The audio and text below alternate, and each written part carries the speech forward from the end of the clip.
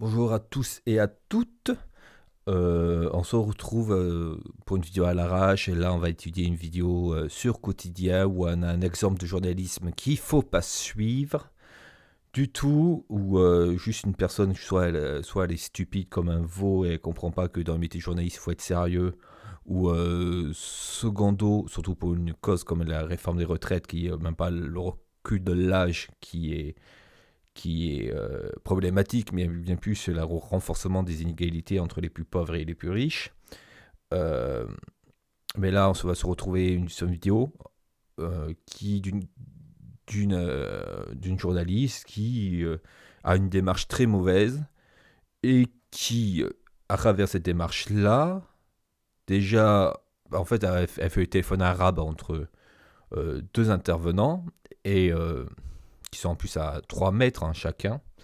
Ils sont à 3 mètres l'un de l'autre. Donc elle fait le téléphone arabe entre les deux.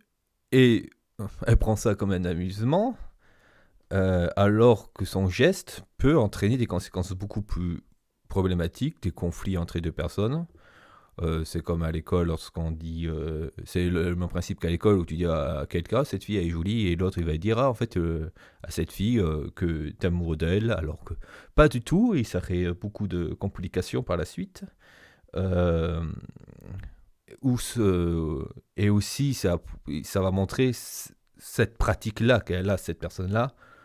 Euh, la réalité, c'est une de ces réalités-là qui fait que les hommes politiques ou les intervenants n'ont plus du tout confiance dans les journalistes parce qu'ils ne retranscrivent pas la nuance dans la vérité.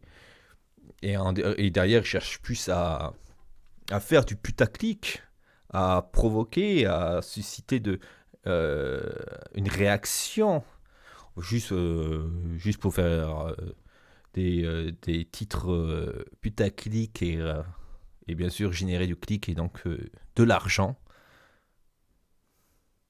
L'ordre et la grêle, c'est parti pour un ping-pong entre Sophie Binet et Laurent Berger. Le leader de la CFDT a peur que le mouvement s'essouffle.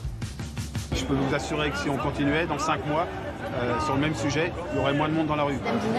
Laurent Berger dit dans 5 mois il n'y aura plus personne dans la rue. Vous lui répondez quoi? Non mais Laurent Berger, je lui parle pas par micro interposé, on se parle directement. Et voilà, un vrai exemple de journaliste.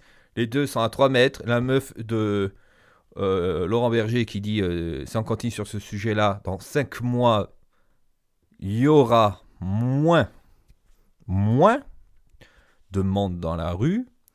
Et elle, je pense qu'en plus elle être une jeune journaliste ou une stagiaire un peu stupide, mais en principe elle doit avoir plus de 18 ans, donc comment dire, tu devrais comprendre quand même euh, le sérieux de la situation actuelle. Et bon, elle s'en amuse. On peut voir là avec les joues qui sont bien étirées.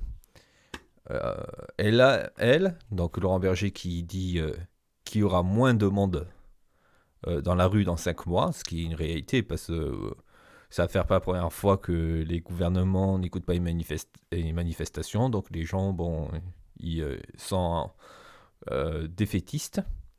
Et après, il y aura peut-être moins de monde dans la rue dans 5 mois, mais tout le monde va voter FN aux prochaines élections si ça continue. Ainsi, à ne pas écouter la population de la part des gouvernements. Donc je reviens à mon sujet. Laurent Berger qui dit qu'il y aura moins de monde dans la rue dans 5 mois, et elle. Continuait dans 5 mois sur le même sujet, il y aurait moins de monde dans la rue.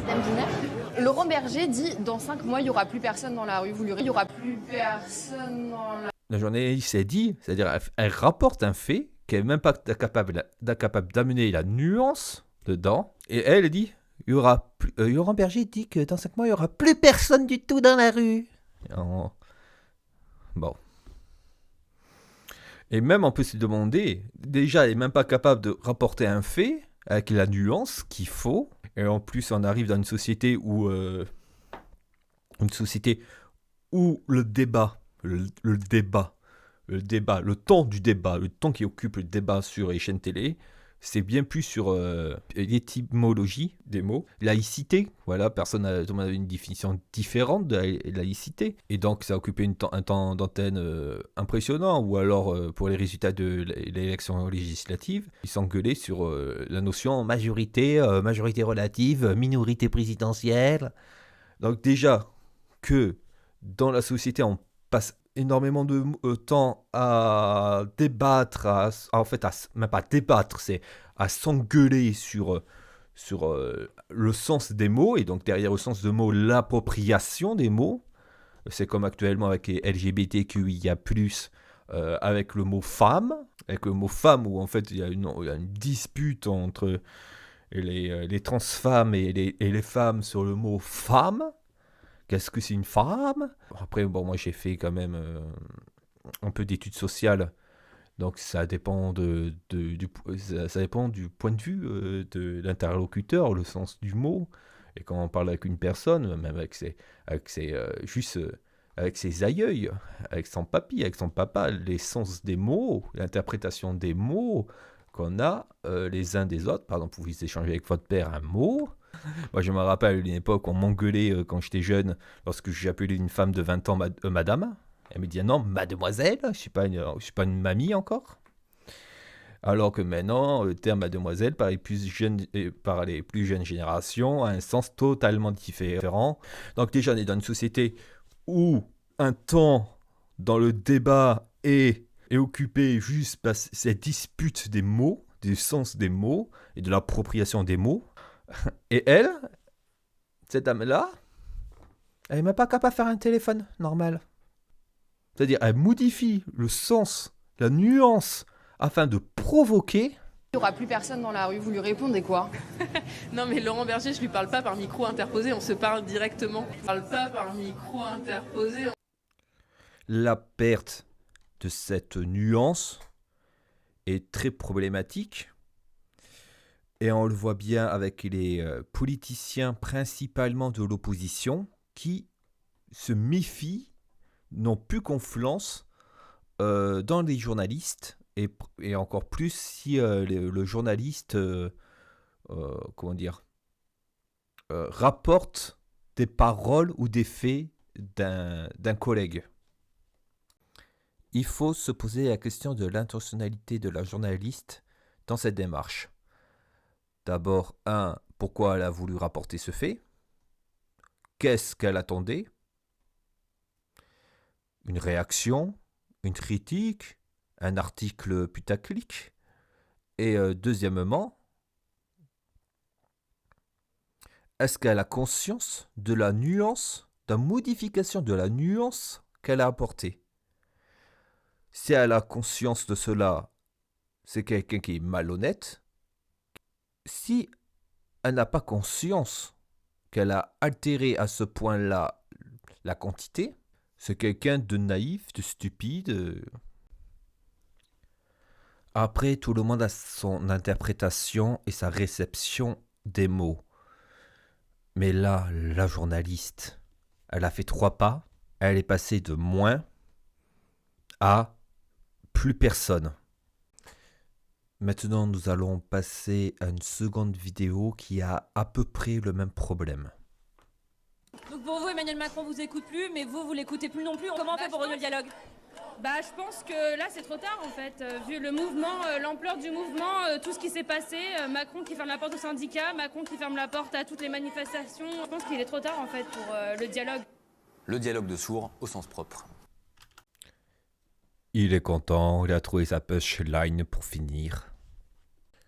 Un dialogue de sourds, ce serait déjà beau, car les deux sourds se font face, eux au moins. Dans notre société, les espaces qui sont occupés par les populations précaires et populations valorisées par les élites ne sont pas les mêmes espaces. On voit qu'il y a un contrôle de l'espace, une différenciation de ces espaces. Dans une manifestation, on vous dit qu'il faut suivre cette route. Vous ne pouvez pas aller manifester partout. Ils ne veulent pas que les populations les plus précaires occupent leurs espaces, manifestent devant leur espace. Dès que ça arrive, ils paniquent.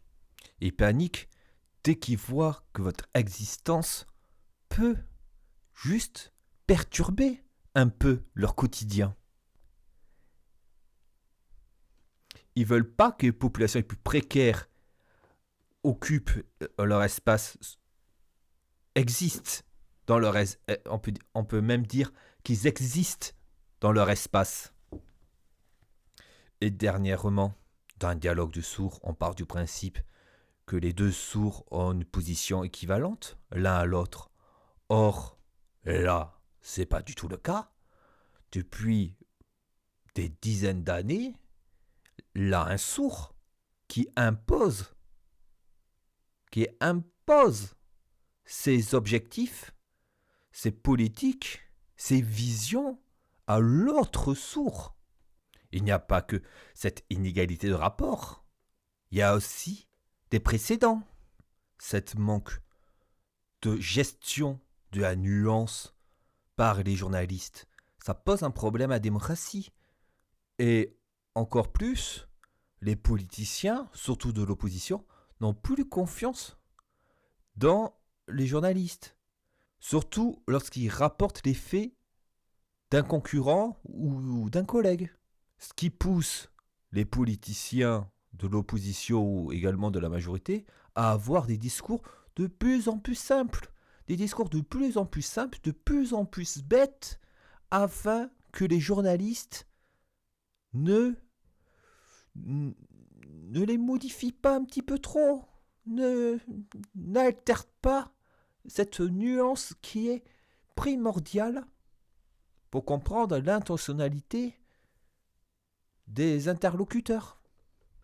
Et cette gestion de la nuance, qui est de moins en moins correcte chez les journalistes, elle est renforcée par la pratique de mettre des titres accrocheurs, de mettre des titres putaclic sur certains articles, même si ces articles sont anodins. Derrière ce comportement, même inconsciemment, il se répercute sur des sujets plus importants. Et là, je suis gentil. Je pars du fait qu'ils ne sont pas malhonnêtes. Or, il y en a beaucoup qui sont malhonnêtes. Parce qu'un article qui exagère les faits fera plus de vues, plus d'argent qu'un article correctement rédigé.